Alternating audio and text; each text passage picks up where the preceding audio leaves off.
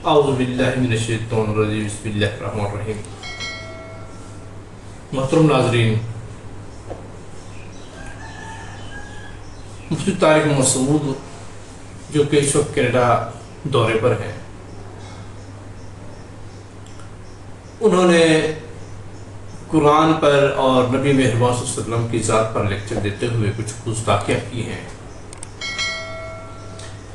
جس کی وجہ سے امت مسلمہ خاص طور پہ پاکستان، پاک و ہند میں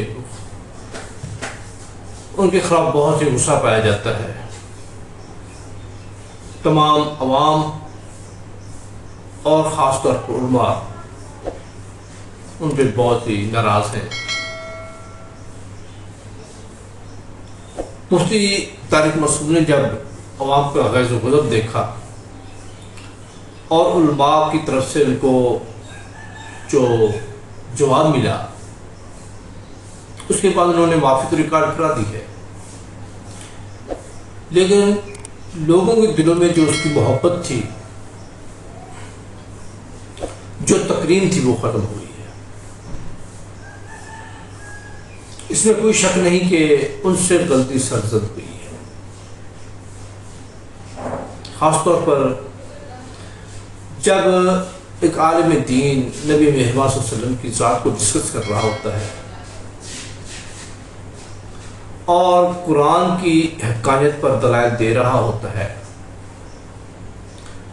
اس کو چاہیے کہ بہت ہی سوچ سمجھ کے الفاظ کا چناؤ کرے، جلد باز سے کام نہ لے،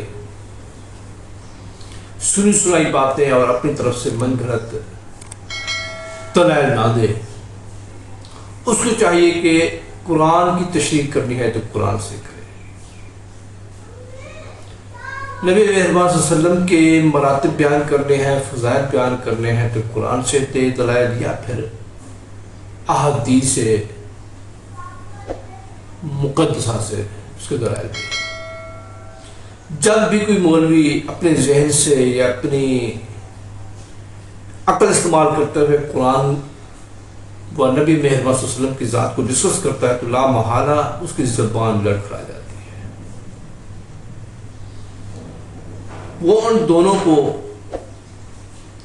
قرآن کو عام کتابوں پر پرکھتا ہے اور نبی مہربان صلی اللہ علیہ وسلم کی ذات کو تمام لوگوں کی زندگی پر پرکھتا ہے، لیکن یقیناً ہر کتاب میں نقص ہوتا ہے، کہیں نہ کہیں کوئی غلطی ہوتی ہے، اور انسانوں میں بھی کہیں نہ کہیں کوئی کمزوری ضرور ہوتی ہے، لیکن نبی مہربان صلی اللہ علیہ وسلم کی ذات اور قرآن مجید، جس کا اللہ تعالیٰ نے خود ہی وعدہ فرمایا ہے کہ بھی دونوں کی حفاظت میں نے خود کی ہے۔ نبی مہربان صلی اللہ علیہ وسلم بچپن سے تھے جوانی تک کفار ان کو صادق و امین کا رقم دیا کرتے تھے۔ شرافت کا پتلا تھے نبی مہربان صلی اللہ علیہ وسلم، شرم و حیا کا پتلا تھے، کبھی بت پرستی نہیں کی، کبھی کوئی غلط کام نہیں کیا، تو کیا وہ لوگ ایسے کہتے تھے؟ یقیناً تب سے لے کر، بچپن سے لے کر جوانی تک، جوانی سے لے کر بڑھاپے تک وہ ہمیشہ اپنے رب کی رحمت کے سائے میں رہے، اور اسی طرح ہی قرآن کے بارے میں اللہ تعالیٰ نے خود ہی فرما دیا ہے، ہم نے اس کتاب کو خود ہی نازل کیا ہے اور اس کے حفاظت کرنے والے بھی ہم خود ہی ہیں۔ اس میں بلا غلطی کا احتمال کیسے ہو سکتا ہے؟ طارق مسعود صاحب نے ایک آیت کا حوالہ دیتے ہوئے کہا کہ یہ گرامر کے اصولوں پر پوری نہیں اترتی۔ محترم، سب سے پہلے زبان بنتی ہے، اس کے بعد گرامر بنتی ہے۔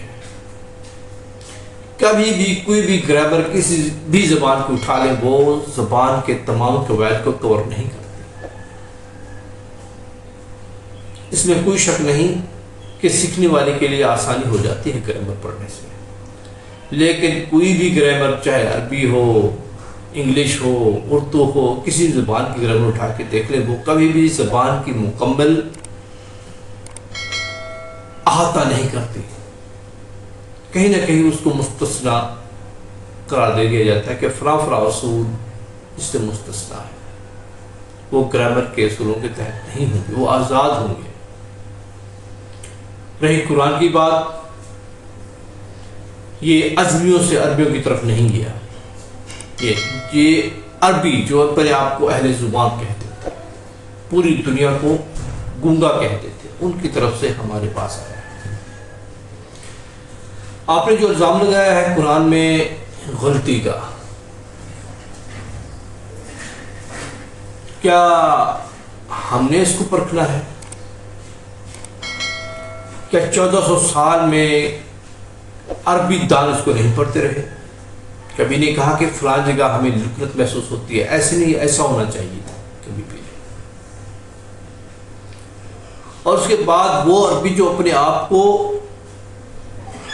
پوری دنیا سے زیادہ زبان، ہیوی زبان والا کہتے تھے، کیا انہوں نے نہیں پڑھا تھا؟ کفار نہیں کہہ سکتے تھے آپ کے قرآن میں فلاں غلطی ایسے نہیں، ایسا ہونا چاہیے تھا؟ کبھی بھی نہیں۔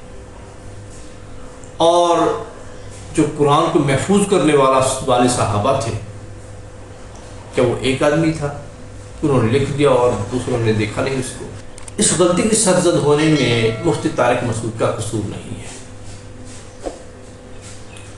مولانا طارق جمیل صاحب سے غلطی ہوئی، انہوں نے معافی مانگی۔ جنید جمشید سے غلطی ہوئی، اس نے معافی مانگی۔ اور اب مفتی طارق مسعود سے غلطی ہوئی ہے اور اس نے بھی پہلے بھی معافی مانگی، اور اس کے بعد دوبارہ اس نے کھلم کھلا مشروط معافی مانگی۔ یہ ساری کی ساری غلطیاں یہ دیوبند علماء سے ہی کیوں ہوتی ہیں؟ ان کا قصور نہیں ہے، کیونکہ ان کے اکابرین بھی ایسی غلطیاں کرتے رہے ہیں، جس کی وجہ سے احمد رضا خان بریلوی صاحب نے ان کے خلاف حسام الحرمین لکھی تھی۔ ان کا موقف بالکل درست ہے۔ ان کی غلطیاں ہائی لائٹ کرتے ہوئے احمد رضا خان بریلوی اپنے رسالہ حسام الحرمین میں تحریر کرتے ہیں کہ محمد قاسم نانوتوی نے یہاں تک کہہ دیا کہ اگر بالفرض بعد زمانہ نبی صلی اللہ علیہ وسلم بھی کوئی نبی پیدا ہو جائے تو پھر بھی خاتمت محمدی میں کچھ فرق نہ آئے گا، جو جائے کہ آپ کی بات صرف کسی اور زمین میں، یا فرض کیجیے اسی زمین میں کوئی اور نبی تجویز کیا جائے۔ اس میں وہ یہ کہتے ہیں کہ نبی مہربان صلی اللہ علیہ وسلم کے بعد بھی کوئی نبی آ سکتا ہے۔ اس سوچ کی وجہ سے، ان باتوں کی وجہ سے مرزا غلام احمد قادیانی پیدا ہوا، اور بڑی مزے کی بات یہ ہے کہ مرزا غلام احمد قادیانی بھی دیوبندی تھا، اسی فکر کا آدمی تھا۔ آگے تحریر کرتے ہیں، رشید احمد گنگوہی کی تعلیم براہین قاطعہ مولوی خلیل احمد امبیٹوی کے نام سے شائع ہوئی، جس پر مولوی رشید احمد گنگوہی کی زوردار تقریر موجود ہے۔ اس میں دیگر بہت سی غلط باتوں کے علاوہ یہ بات بھی درج ہے کہ شیطان و ملک الموت کا حال دیکھ کر علم محیط زمین کا فخر عالم کو خلاف نصوص قطعیہ کے بلا دلیل محض قیاس فاسدہ سے ثابت کرنا شرک نہیں تو کون سا ایمان کا حصہ ہے؟ شیطان و ملک الموت کو یہ وسعت نص سے ثابت ہوئی، فخر عالم کی وسعت کا علم کون سی نص سے قطعی ہے؟ اس پوری تحریر کا مطلب مقصد یہ ہے کہ شیطان اور ملک الموت کا علم جو ہے وہ قرآن سے ثابت ہے کہ ان کا علم نامحدود ہے، یا کم از کم بہت سارا ہے، لیکن نبی مہربان صلی اللہ علیہ وسلم کا علم لامحدود ہے یا کافی سارا ہے، یہ کسی بھی قرآن کی نص سے ثابت نہیں۔ دوسرے معنوں میں اس کا مطلب یہ ہوا کہ شیطان کا علم اور ملک الموت کا علم نبی مہربان صلی اللہ علیہ وسلم کے علم سے زیادہ تھا، یہ انہوں نے تحریر کیا۔ آگے پھر ایک اور جگہ فرماتے ہیں، 1901 میں مولوی اشرف علی تھانوی کا ایک رسالہ سلیمان منظر عام پر آیا، جس پر بڑے جارحانہ انداز میں لکھا ہے کہ آپ کی ذات مقدسہ پر علم غیب کا حکم کیا جانا اگر بقول زید صحیح ہو تو دریافت طلب یہ امر ہے کہ اس غیب سے مراد بعض غیب ہے یا کل غیب۔ اگر بعض علوم غیبیہ مراد ہیں تو اس میں حضور کی کیا تخصیص ہے؟ ایسا علم غیب تو زید، عمر بلکہ ہر صبی و مجنون بلکہ جمیع حیوانات کے لیے بھی حاصل ہے۔ اس میں موصوف یہ فرماتے ہیں کہ نبی مہربان صلی اللہ علیہ وسلم کو اگر پورا کا پورا علم غیب حاصل ہے یا پھر تھوڑا علم غیب حاصل ہے۔ اگر تھوڑا علم غیب حاصل ہے، کلی اگر کہیں گے تو وہ شرک ہو جائے گا، کہ ظاہر وہ اللہ کے پاس ہی ہے۔ اور اگر تھوڑا علم غیب ہے تو اس کی تخصیص کیا ہے؟ اگر تھوڑا علم غیب دیکھا جائے تو وہ تو زید، عمر، مجنو اور تمام حیوانات میں بھی ہے۔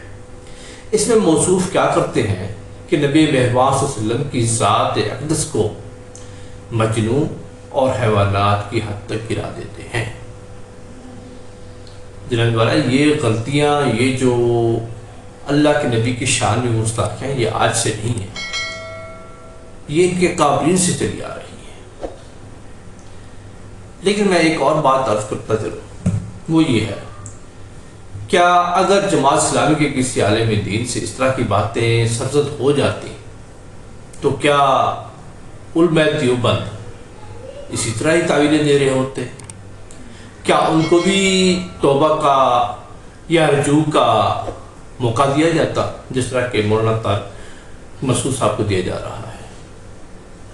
اگر اس میں ہمیں کوئی اعتراض نہیں ہے کہ مولانا طارق جمیل کو رجوع کا موقع دیا جائے، ان کی توبہ قبول کی جائے، جو انہوں نے معافیاں مانگی ہیں اس سے راضی ہوا جائے اور ان کو کافی سمجھا جائے، تو یقیناً یہ تمام لوگوں کے لیے ہونا چاہیے، اور تمام لوگوں کے لیے ہونا چاہیے، اور ان کو بار بار کہا جائے کہ بھئی اگر آپ سے یہ غلطی سرزد ہوئی ہے، یا آپ نے جان بوجھ کے کیا ہے، یا آپ سے سلپ آف ٹنگ ہوا ہے، اگر آپ سے سلپ آف ٹنگ ہوا ہے تو آپ معافی مانگیں۔ اگر وہ معافی مانگ لے کھلم کھلا غیر مشروط معافی، تو اس کی معافی قبول کی جائے۔ باقی رہے دلوں کا حال، وہ جانے اور اس کا رب جانے۔ لیکن علماء دیوبند سے میں ایک عرض کروں، مولانا مودودی رحمۃ اللہ علیہ کے خلاف جتنی کتب لکھی گئی، پہلی بات تو یہ ہے کہ وہ تمام کی تمام بے بنیاد دلائل پہ کھڑی ہیں۔ کبھی بھی مولانا مودودی رحمۃ اللہ علیہ نے نہ تو صحابہ کی توہین کی ہے، نہ ہی قرآن کی توہین کی ہے، اور نہ ہی نبی محمد صلی اللہ علیہ وسلم کی توہین کی ہے، اور نہ ہی اتنے سخت الفاظ میں جس طرح کے علماء دیوبند کرتے آ رہے ہیں انہوں نے کبھی اپنا انداز گفتگو رکھا ہے۔ لیکن علماء دیوبند نے مولانا مودودی کے خلاف سینکڑوں کتابیں لکھ ڈالی جو آج بھی موجود ہیں، لوگ آج بھی پڑھتے ہیں، آج بھی اعتراضات کرتے ہیں، لیکن چراغ تلے اندھیرا، جتنی بھی گستاخیاں ہوئی ہیں سب کی سب علماء دیوبند سے ہو رہی ہے۔ مولانا طارق جمیل صاحب کی اس معافی کو تمام علماء نے ریجیکٹ کر دیا، خاص طور پہ بریلوی علماء نے تو اس کو آڑے ہاتھ لیا، لیکن اس کو پھر غیر مشروط معافی مانگنی پڑی، تب جا کر کچھ نہ کچھ معاملہ سیٹل ہوا ہے۔ لیکن اس وقت بھی عوام بہت گرم ہے، اور یہ کیوں گرم ہے؟ اس وجہ سے کہ ان سے غلطی بہت بڑی ہوئی ہے۔ اگر ان سے غلطی نہ ہوئی ہوتی تو وہ معافی نہ مانگتے، اور اس کے بعد غیر مشروط معافی بھی نہ مانگتے۔ اس وقت مفتی طارق مسعود صاحب کینیڈا کے دورے پر ہیں۔ تمام علماء نے، خاص طور پہ مرزا محمد علی صاحب نے اس کو مشورہ دیا ہے کہ آپ 2-3 ماہ تک وہاں رہیں تاکہ کچھ نہ کچھ لوگوں کا غم و غصہ ٹھنڈا ہو، پھر وطن واپس آئیں۔ اس کے ساتھ ساتھ مفتی طارق مسعود نے ایک اور ٹرینڈ بھی چلوایا ہے کہ حکومت ان کو وطن واپس آتے ہوئے سخت سیکیورٹی فراہم کر لے۔ یہ بھی ہو سکتا ہے کہ ان کو کوئی آسان جنت کا شیدائی جو جنت میں آسانی سے جانا چاہتا ہو، یا پھر اپنے زوم میں عاشق رسول کہلوائے، ان کو کہیں شہید نہ کر دے۔ لیکن یہ تمام مسلمانوں پہ ایک فرض ہے، جب بھی کسی سے کچھ غلطی سرزد ہو جائے یا کوئی توہین آمیز کوئی ایسا واقعہ پیش آ جائے تو اس کو اپنے دفاع کا مکمل موقع دیا جائے۔ مسلمان تو ہوتا ہی وہ ہے جو سر تسلیم خم کر دے۔ نبی مہربان صلی اللہ علیہ وسلم نے عدالتیں لگائی، عدالت میں اس کو موقع دیا جائے، آیا اس نے جان بوجھ کر کیا ہے عمل یا پھر اس سے سرزد ہو گیا ہے۔ سرزد ہو گیا ہے تو وہ معافی مانگے، جب معافی مانگ لے تو معاملہ ختم۔ لیکن یہاں پر معاملہ الٹ ہے، مسلمان ہی جلد باز ہیں، مسلمان ہی ماورا عدالت معاملات طے کرتے ہیں، مسلمان ہی سب وہ کام کرتے ہیں جو کہ ایک شیطان کو کرنے چاہیے۔ دوسری بات یہ کہ مفتی طارق مسعود صاحب گستاخی سے پرہیزگار ہیں، وہ اچھے انسان ہیں، اور میں تو یہاں تک کہوں گا کہ دیوبند علماء میں سب سے زیادہ براڈ مائنڈڈ اور کھلے دل کے مالک مفتی طارق مسعود صاحب ہیں۔ ان سے سلپ ٹنگ ضرور ہوا ہے، ان کو معلوم نہیں تھا کہ اس کا رد عمل اتنا سخت آئے گا، لہٰذا انہوں نے 3-4 مرتبہ معافی ریکارڈ کرا دی ہے۔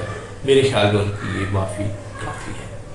اللہ تعالیٰ ہمارے عیبوں پہ پردہ ڈالے اور ہمارے گناہوں کو معاف فرمائے۔ والسلام۔